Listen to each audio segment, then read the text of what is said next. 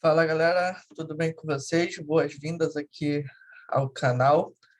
Eu quero falar um pouco sobre o que aconteceu com o Charles do Bronx, né? Quem acompanhou o, o último evento do UFC, né? O Charles passou por uma dificuldade, né? No momento da pesagem, não bateu o peso, né? Depois teve que ir para uma luta que já não representava a defesa do cinturão para ele, né? Para o outro atleta, sim, valia, né, a conquista do cinturão, mas para o Charles, não. E eu queria praticamente destacar dois pontos, tá? Que eu considero muito importantes para quem trabalha com MMA é, e que conhece, né, as demandas psicológicas desse esporte. Uma das coisas é que assim, o Charles ele teve que lidar com um momento muito difícil, né, nesse período, que foi não ter batido o peso, e aí tem todo aquele problema, aquela polêmica que rolou, né, de balança descalibrada e tudo mais, que na minha opinião isso é muito complicado para o evento do porte do UFC, né, você ter que lidar com uma desregulagem de balança. E o outro é que outra questão é que, cara, esse momento da pesagem ele é muito difícil, ele é muito psicologicamente falando, né? Mas para o corpo de maneira geral é muito difícil para o atleta, porque ele é submetido a uma rotina, né, de perca intensa de peso, né? Então perde muito líquido, deixa de comer, deixa de beber água, então assim, né, é uma preparação intensa no nos dias anteriores para conseguir bater o peso. Então, o primeiro fato é lidar com essa demanda psicológica é um desafio tremendo. Então, o atleta já é submetido a uma pressão enorme e chegar numa balança e não conseguir bater o peso, isso pode ser muito frustrante, isso pode ser muito complicado para um atleta ter que lidar.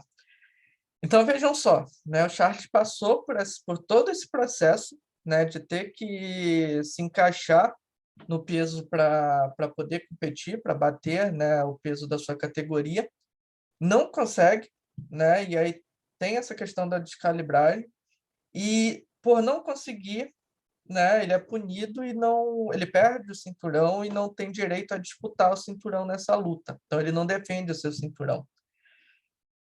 E aí, o que eu queria pontuar disso daqui? Primeiro é que tem alguns fatores psicológicos aí que envolvem isso daí, que o Charles, mesmo sem conhecer, não sou um psicólogo que trabalha com ele, nem nada do tipo, se ele tem, ótimo, possivelmente, né, deve ter sido um profissional, uma profissional que ajudou ele a lidar com isso. Mas tem um primeiro ponto que é, cara, surge uma diversidade, como é que eu mudo minha percepção sobre essa diversidade?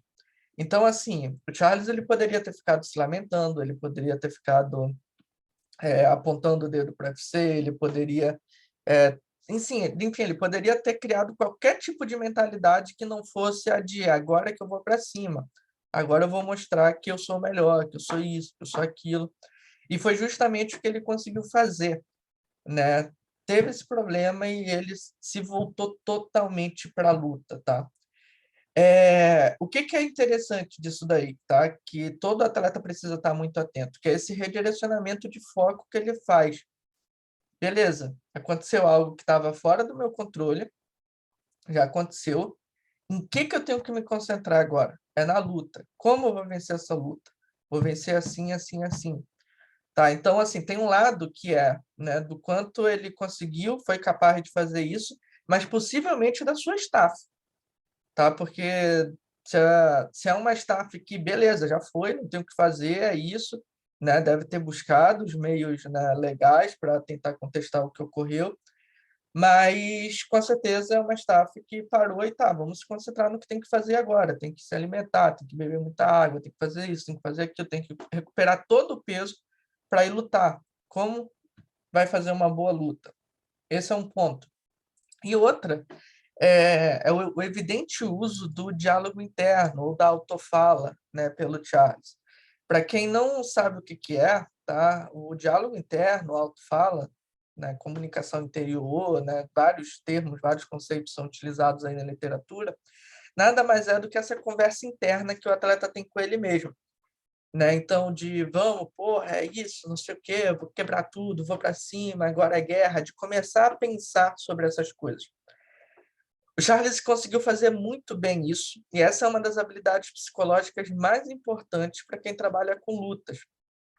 Óbvio que tem outras habilidades que um atleta pode utilizar, como a própria visualização, como estabelecimento de metas e tudo mais, relaxamentos, exercícios de relaxamento, mas a autofala ela é muito importante para o atleta aumentar a sua capacidade de concentração naquilo que importa e de regular as suas emoções, né? Então, ele utilizou muito da autofala, a gente vê isso nos comentários que ele faz, no discurso dele pós-luta, né? Em como ele vem balbuciando algumas coisas, possivelmente conversando consigo mesmo. Então, ele potencializa muito essa comunicação interna dele, né, para uma luta que é desafiadora, numa luta que começaram a contestar ele, numa luta que ele continua sendo contestado por muitas pessoas, né, mas soube encarar isso muito bem. Então, são sinais assim de uma força psicológica que é muito importante, que é muito interessante de observar no, no Charles, né? Então, penso que fica uma lição assim, né, de atletas de luta, né, de como é que podem, primeiro, sempre manter o seu foco direcionado para aquilo que é importante, não para as coisas que estão fora do seu controle, mas também de manter um diálogo interno que seja positivo, que seja bom, né, para sua luta, mesmo que seja numa condição adversa. E sim, né, mesmo ele tendo toda a preparação, de sendo ou tendo favoritismo, né, para quem acompanha ele, a gente sabe que ele foi submetido a uma condição adversa, né? Quando ele não passa, quando ele não bate peso na balança, e ó, essa luta não vai valer, né? Em relação ao cinturão, não vai valer nada. Mas a questão é que essa luta acabou ganhando outro significado para ele, e isso impulsionou ele para fazer uma luta que foi decidida praticamente no primeiro round, beleza? Então, quem não assistiu a luta, pô, assiste. Eu acho que tem algumas coisas legais aí para atletas pensarem, observarem, né, lerem as notícias do que rolou. Penso que fica uma lição muito legal, basicamente desses dois pontos.